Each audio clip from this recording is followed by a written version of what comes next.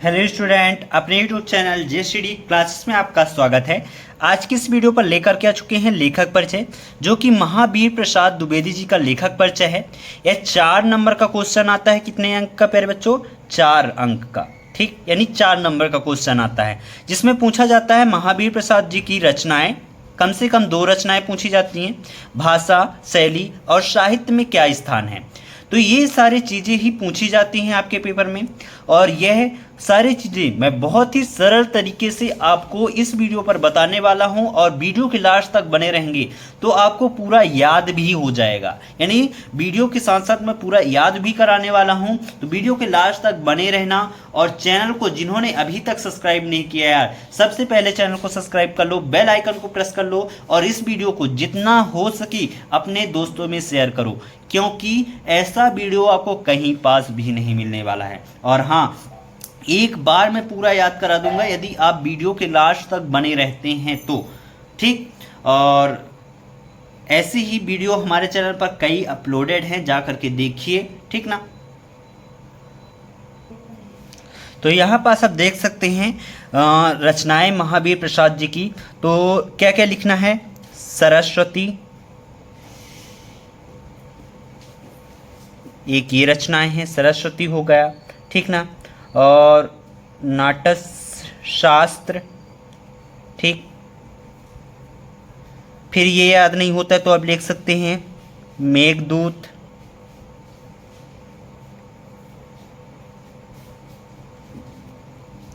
एक है सुमन। ठीक, और एक लिख सकते हैं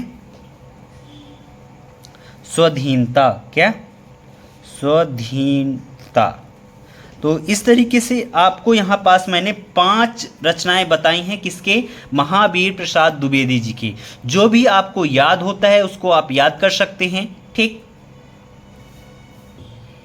फिर यहाँ पास देखिए भाषा।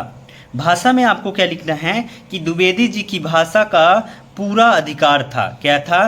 द्विवेदी जी का भाषा पर पूरा अधिकार था, यानी ये बहुत अच्छे भाषा पर इनका पकड़ था, एक तरीके से कहा जा सकता है। ठीक, आपने सरल, सुबोध तथा व्याकरण समस्त भाषा को अधिक महत्व दिया है। यानी जो द्विवेदी जी हैं, महाप्रसाद द्विवेदी जी हैं, इन्होंने सरल, सुबोध और तथा व्याकरण समस्त भाषा को अधिक महत्व दिया है, यानी अधिक प्रयोग किया है अपनी काव्य रचना में।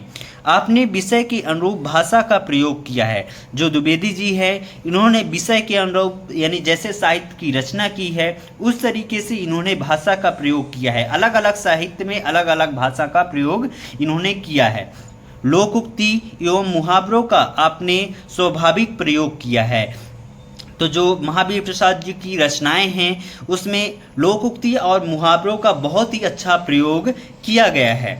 आपका वाक्य विन्यास हिंदी की प्राकृतिक में अनुरूप है। जो इन्होंने वाक्य विन्यास किया है हिंदी की प्राकृतिक में अनुरूप है। बहुत ही अच्छा इन्होंने अपनी रचनाओं में, अपनी साहित्यों में वाक्य का विन्यास किया है। ठीक, इस तरीके से आपको भाषा लिखना है महावीर प्रसाद द्विवेदी जी का। ठीक, फिर यहाँ पास आप देख सकते हैं द्विवेदी जी ने प्रमुख रूप से जिन शैली रूपों को प्रयोग किया है वे इस प्रकार हैं। यानी जो द्विवेदी जी ने शैलियों का प्रयोग किया है वो आपको इस तरीके से देखने को मिल सकता है। अब देख लीजिए, परिचयात्मक शैली। कौन सा? परिचयात्मक शैली। तो महावीर प्रसाद द्विवेदी ने नए नए विषयों पर लिखा है। इस शैली का प्रयोग करके नए नए विषयों पर लिखा है, इसलिए इन्होंने नवीन विषयों का परिचय सरल शैली में कराया है। यानी परिचयात्मक शैली का प्रयोग इन्होंने जब नए नए विषय पर अपने काव्य की रचना की, अपने साहित्य की रचना की, तो उस पर परिचयात्मक शैली का प्रयोग किया है। इसलिए उन्होंने नवीन विषयों का परिचय बहुत ही सरल तरीकों से किया है। ठीक, फिर विचारात्मक शैली। विचारात्मक शैली का प्रयोग इन्होंने कब किया है? तो गंभीर विषयों के विवेचन में विचारात्मक शैली को अपनाई गई है। यानी जो महावीर प्रसाद द्विवेदी जी हैं, उन्होंने जब गंभीर विषय पर साहित्य की रचना की है उस पर ही इन्होंने विचारात्मक शैली को प्रयोग किया है, अन्यथा इसके अलावा इन्होंने कहीं भी विचारात्मक शैली का प्रयोग नहीं किया है। ठीक, फिर यहाँ पास देखिए साहित्य में स्थान। साहित्य में स्थान में क्या क्या लिखना है कि द्विवेदी जी ने हिंदी भाषा को परिपक्व कर उसे व्याकरण समस्त एवं साहित्योपयोगी बनाने का सराहनीय कार्य किया है।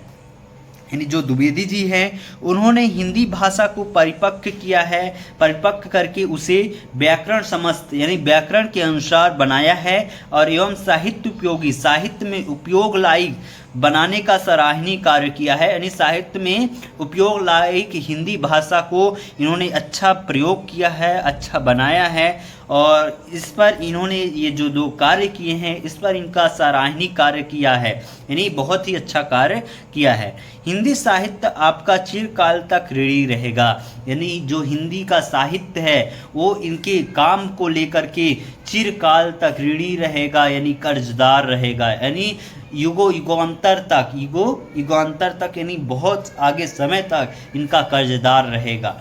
ठीक ना, इस तरीके से आपको इनकी लेखक परिचय लिखना था और बहुत ही अच्छा रहा होगा। आशा करता हूँ आपको पूरा समझ में आया होगा।